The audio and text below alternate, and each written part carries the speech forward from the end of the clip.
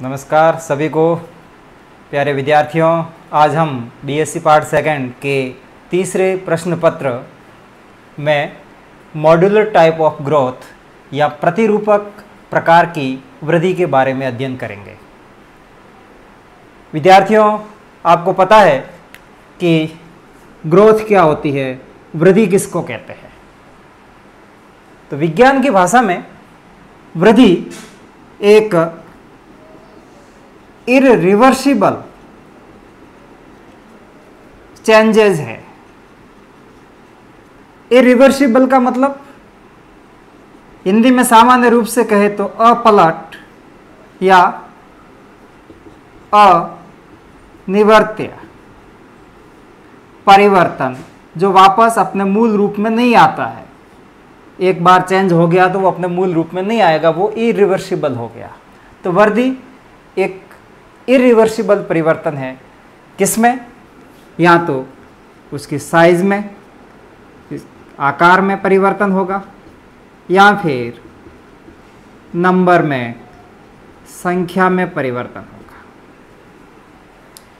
आपने पहले पढ़ रखा है कि वृद्धि पादपों में भी होती है, वृद्धि जंतुओं में भी होती है, परंतु दोनों में वृद्धि में कुछ असमानताएं होती है। तो यहाँ पादप वृद्धि के संदर्भ में हम देखें तो पादपों की वृद्धि है वह लोकेलाइज्ड होती है, यानी स्थानीयकृत होती है। कुछ विशेष स्थानों पर ही वृद्धि संपन्न होती है और ये वृद्धि असीमित प्रकार की होती है।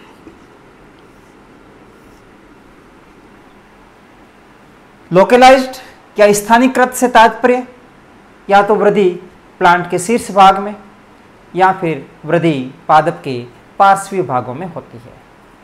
और यह वृद्धि विभिन्न प्रकार के विभजितकों के द्वारा संपन्न होती है, जिसमें नंबर 1 शीर्षस्थ विभज्योतक, शीर्षस्थ विभज्योतक इसको कहते हैं एपिकल मेरिस्टम। दूसरा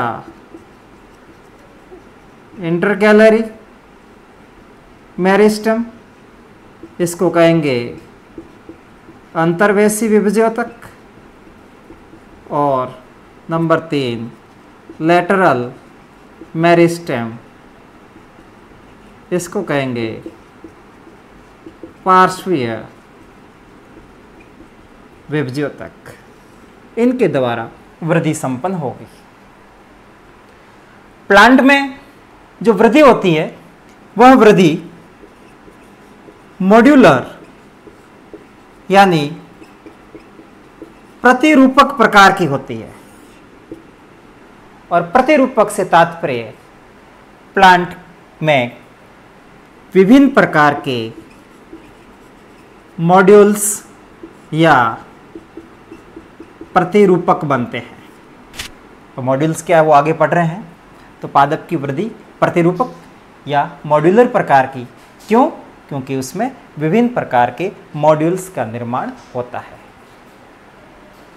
मॉड्यूलर अवधारणा के अनुसार प्लांट में 3 प्रकार की संरचनात्मक इकाइयां पाई जाती है। वो इकाइयां कौन सी है 3 प्रकार की? इसमें नंबर 1 सेल या कोशिका, सबसे पहली संरचनात्मक इकाई इसमें मॉड्यूलर ग्रोथ में।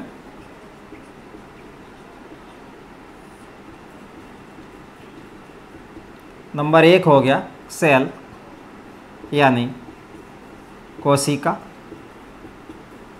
नंबर 2 इसमें मेटामर यानी मध्यावधि। और नंबर 3 मॉड्यूल या प्रतिरूपक।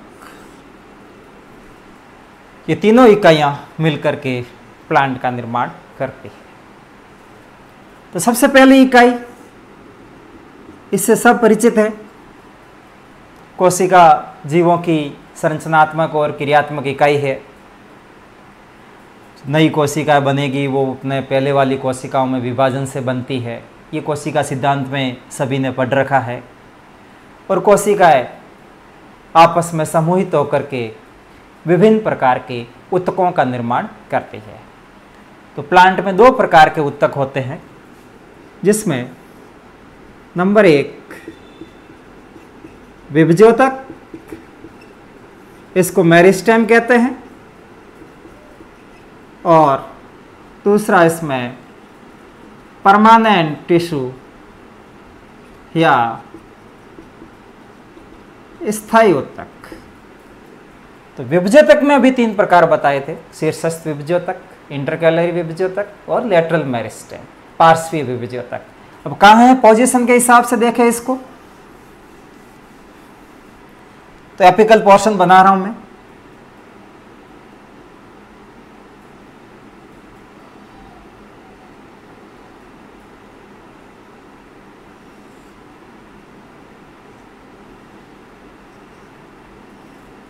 ये एक शीर्षस्थ पार्ट है, इसमें ये भाग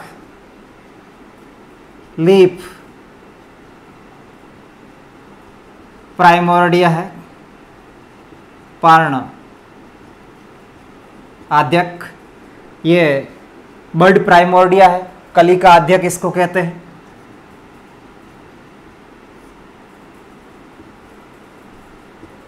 और ये वाला पोर्शन इसमें ये एपिकल मेरिस्टेम है,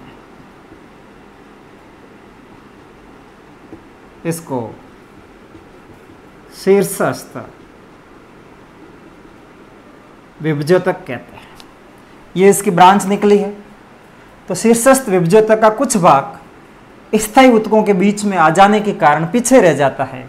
यहाँ पर जैसे ये पोर्शन, ये वाला भाग इंटर कैलरी मेरिस्टेम या अंतर्वेशी विभज्योतक का है। समवन स्ट्रैंड ये अंदर जाइलम फ्लोएम वाला पोर्शन, और इसके साइड में यहाँ पर जो मेरिस्टेम या विभज्योतक पाया जाता है, इस विभज्योतक को लेटरल मेरिस्टेम या पार्श्वीय विभज्योतक कहते हैं। बाकी इसमें स्थायी ऊतक होंगे। स्थायी ऊतकों में सरल स्थायी ऊतक जैसे पेरेन्काइमा हो गया, कोलेनकाइमा हो गया, स्क्लेरेन्काइमा हो गया, मृदुतक, दृढ़ोतक, स्थूलकोण ऊतक हो गया। इसी तरह से जटिल स्थायी ऊतक में जाइलम और फ्लोएम आ गए, और विभिन्न प्रकार के स्त्रावी ऊतक। तो ये एक ऊतकों के प्रकार है। तो कोशिकाएं मिलकर के विभिन्न प्रकार के ऊतकों का निर्माण करती है। अब यहाँ पर दूसरा जो इसका कंपोनेंट है वह है मेटामर। मेटामर या इसको मध्यावयवी कहते हैं, यानी एक परिपक्व पादप अंग का ये शिशु रूप है। इस कारण इसको मध्य अवयव या मध्यावयवी कहते हैं। मेटामर है क्या? मेटामर रिपीटिटिव यूनिट्स है, पुनरावर्त इकाइयां हैं, और इन पुनरावर्त इकाइयों का निर्माण, ये इकाइयां एपिकल मेरिस्टेम या शीर्षस्थ विभज्योतक से बनती है।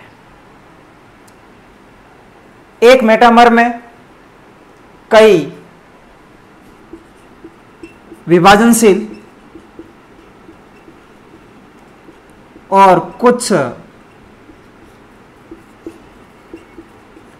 स्थायी कोशिकाएं होती है। अधिकतर विभाजनशील और कुछ स्थायी कोशिकाएं मिलकर के किसका निर्माण करती है? मेटामर का निर्माण करती है। अब मेटामर में क्या होगा, तो यहां पर एक डायग्राम से बता रहा हूं मैं आपको। जैसे एक एक्सिस है, माना कि यहां पर एपिकल मेरिस्टम है शीर्षस्थ विभज्योतक, यहां पर नोड है, ये नोड, ये नोड, ये नोड है। नोड का मतलब पर्व संधियां हैं। इन पर्व संधियों पर ये लीफ बनी, यहाँ पर लीफ बन गई, यहाँ पर लीफ बन गई, यहाँ पर लीफ बन गई। तो लीफ की एक्सिस में एक्सिलरी बड पाई जाती है। जैसे यहाँ पर ये बड हो गई, ये बड हो गई, ये बड और ये बड। तो ये एक्सिलरी बड या कक्षस्थ कलिका है, ये वाला भाग नोड या पर्वसंधि का है, ये लीफ या पर्ण है, और इस पर्वसंधि और इस पर्वसंधि के बीच वाला भाग, ये भाग इंटरनोड या इसको पर्व कहते हैं। तो ये सब भाग मिलकर के एक मेटामर या एक मध्यावयवी का निर्माण करते हैं।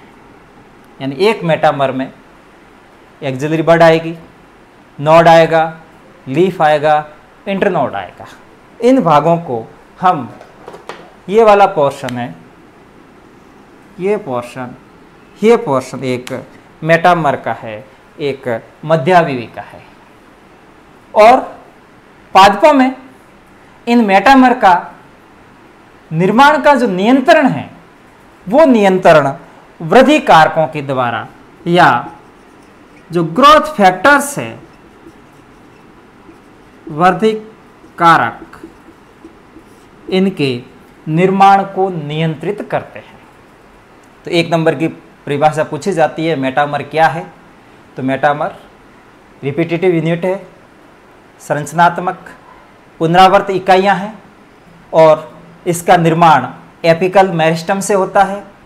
एक मेटामर में इंटरनोड, लीफ, एक्सिलरी बड और नोड सम्मिलित होते हैं। तो ये आपको बातें उसमें बतानी हैं। फिर आगे तीसरा इसमें आएगा, वह है मॉड्यूल।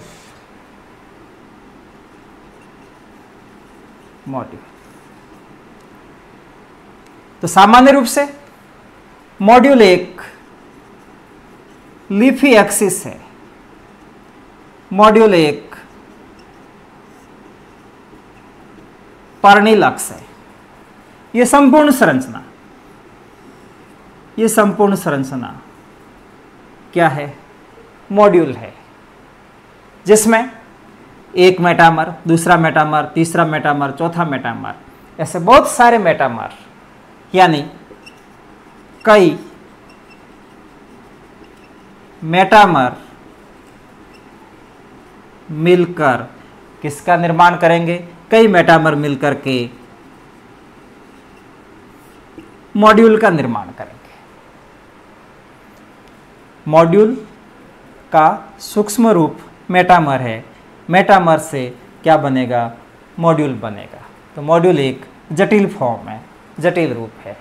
डायग्राम में ये एक मेटामर, ये संपूर्ण संरचना मॉड्यूल है। अब आगे ध्यान रखना कि जो मॉड्यूल की वृद्धि होती है, ये वृद्धि मॉड्यूल के संदर्भ में कह रहा हूं, मॉड्यूल की वृद्धि डिटरमिनेट या सीमित प्रकार की होती है। पर्णोतंत्र के संदर्भ में पर्णोतंत्र की वृद्धि असीमित होती है, कंटिन्यूअस ग्रोथ होती है, परंतु मॉड्यूल के संदर्भ में मॉड्यूल की वृद्धि डिटरमिनेट या सीमित होती है। अब सीमित वृद्धि क्यों होती है, इसका ध्यान रखना कि यहां पर जो एपिकल मेरिस्टम है, एपिकल मेरिस्टम या शीर्षस्थ विभज्योतक, इस शीर्षस्थ विभज्योतक में परिवर्तन हो जाता है और उस परिवर्तन के परिणाम स्वरूप क्या होगा, या तो पुष्प या फिर पुष्प क्रम का निर्माण हो जाएगा, फ्लावर सिंगल या फिर पूरे झुंड के रूप में, इन्फ्लोरेसेंस यानी पुष्प या फिर पुष्पक्रम बन गया, तो उस कारण उसकी वृद्धि क्या हो गई, डिटर्मिनेट हो गई, उस कारण उसकी वृद्धि सीमित हो गई। अगला, या फिर थॉर्न कंटक का निर्माण हो गया, या फिर टेंड्रिल प्रतान का निर्माण हो गया, या फिर जो शीर्षस्थ विभज्योतक है उसका पैरेनकाइमेटाइजेशन, उस शीर्षस्थ विभज्योतक का मर्दुतकीकरण हो गया। तो इस कारण एपिकल मेरिस्टम के द्वारा आगे वृद्धि नहीं हो पाएगी, उस समय उसकी वृद्धि है वो क्या होगी, सीमित होगी।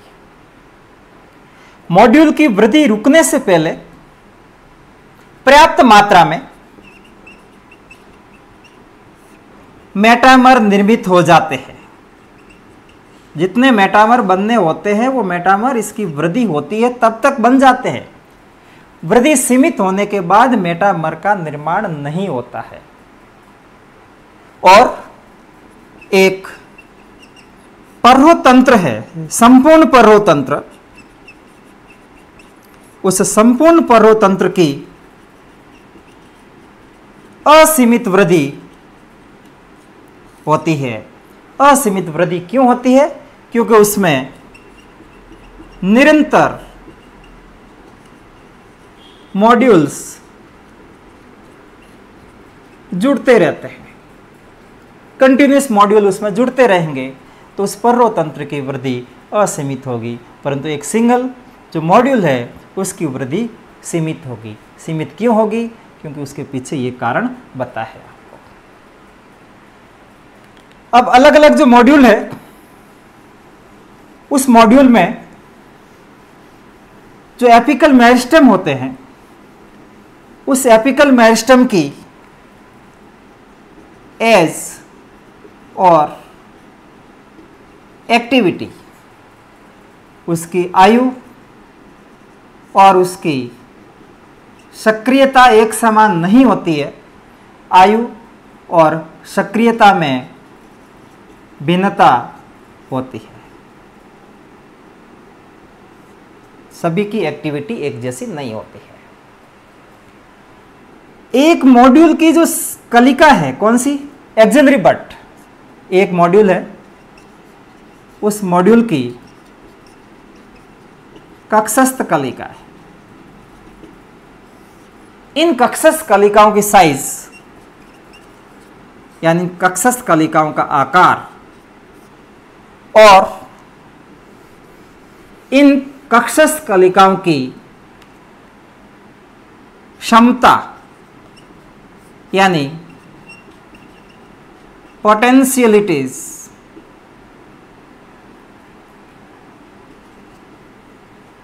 ये सभी की समान नहीं होती है। सभी की क्षमता और आकार इनका अलग अलग होता है और इस कारण ही पादपों में विभिन्न प्रकार के ब्रांचिंग पैटर्न या विभिन्न प्रकार के शाखन प्रतिरूप पाए जाते हैं। अलग अलग ब्रांचिंग पैटर्न इनकी एक्टिविटी के द्वारा निर्धारित होता है। मॉड्यूल की सभी एक्सिलरी बड की एक्टिविटी या उनकी क्षमता समान प्रकार से नहीं होती है। फिर आगे ध्यान रखना कि ऐसे पादप जो टेम्परेट रीजन में पाए जाते हैं, टेम्परेट या शीतोष्ण क्षेत्र में, वहां पर सीजन के प्रभाव से मेटामर है, उन मेटामर से मॉर्फोलॉजिकली डिसिमिलर